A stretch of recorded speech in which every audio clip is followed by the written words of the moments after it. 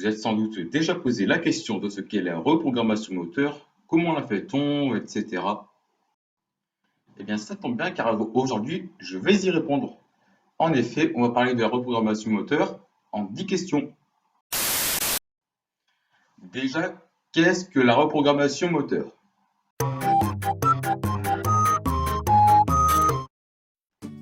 La reprogrammation moteur, c'est un processus dans lequel des professionnels modifient le moteur, notamment la cartographie moteur dans l'électronique ou alors les éléments mécaniques.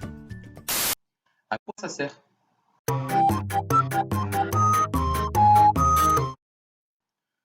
Le but de ce processus est en général d'augmenter la puissance du moteur ainsi que son couple.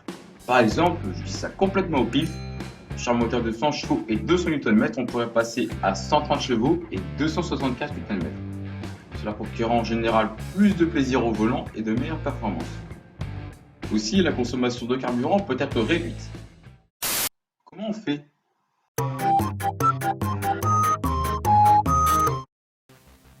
En général, les professionnels modifient la cartographie moteur en reprogrammant le calculateur moteur, d'où le nom écourté de reprogrammation moteur.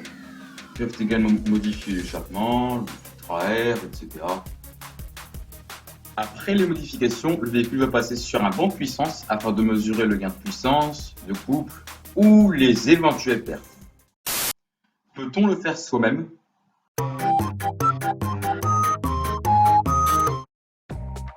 Si c'est pour reprogrammer le calculateur, je vous le déconseille fortement si vous n'y connaissez rien et que vous n'avez pas le matériel adapté. En effet, si vous touchez un truc qu'il ne fallait pas toucher, le moteur pourrait ne pas fonctionner correctement ou alors des choses bizarres pourraient arriver pendant un trajet. Pour mettre par exemple un filtre à sport, vous pouvez très bien faire car il s'agit d'une pièce facile à changer ou encore à modifier. Enfin, il y a de fortes chances que vous n'ayez pas de grande puissance chez vous. Donc vous ne pourrez probablement pas mesurer la puissance finale de votre moteur. Peut-on le faire sur tous les véhicules?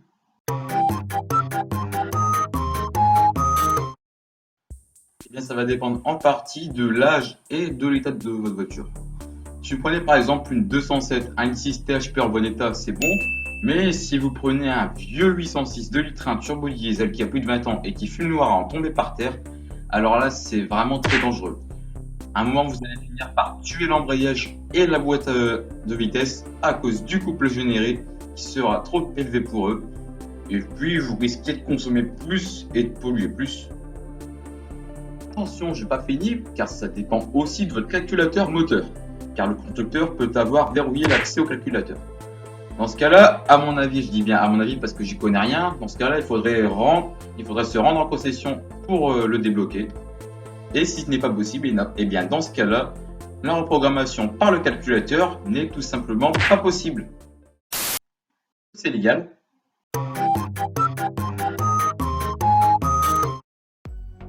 Bien entendu, c'est tout à fait illégal. Pourquoi est-ce illégal?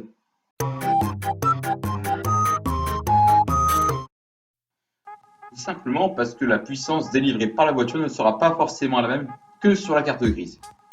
Le véhicule ne sera donc plus homologué et par conséquent, vous n'aurez pas le droit de circuler avec sur la voie publique. Si vous faites contrôler, il n'y aura aucun problème, mais si vous avez par exemple un accident ou une panne, l'assurance peut ne pas vous indemniser. De plus, si la voiture est récente, la garantie sera forcément annulée. Une exception en revanche, si vous changez de petites pièces qui n'apportent qu'un minime gain de puissance, une tolérance est appliquée.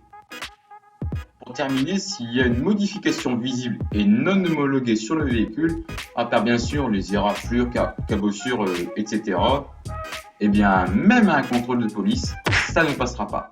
Est-ce que ça peut devenir légal?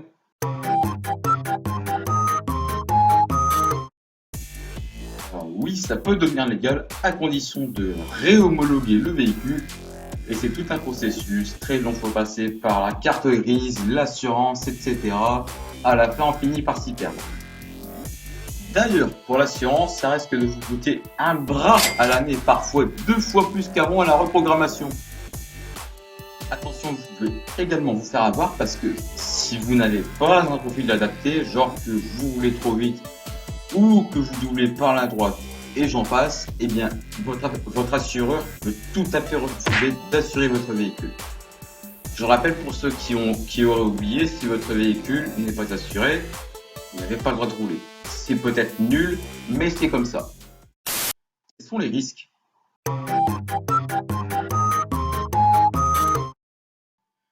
Les risques que vous encourez mécaniquement sont une usure prématurée des disques d'embrayage et de la boîte de vitesse à cause du couple plus élevé que ce qu'ils sont censés recevoir.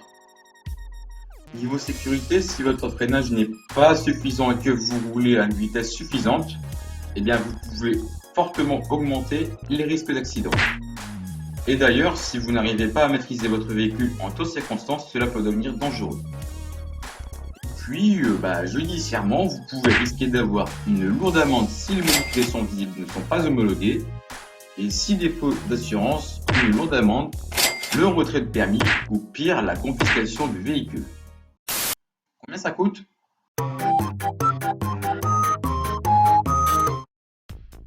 Les reprogrammations ne sont malheureusement pas gratuites.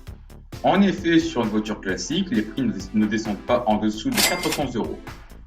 Pire, sur les plus grosses reprogrammations qui font gagner des dizaines, voire des centaines de chevaux, le tarif peut facilement atteindre 10 000 €. Et enfin, est-ce que moi je le ferais?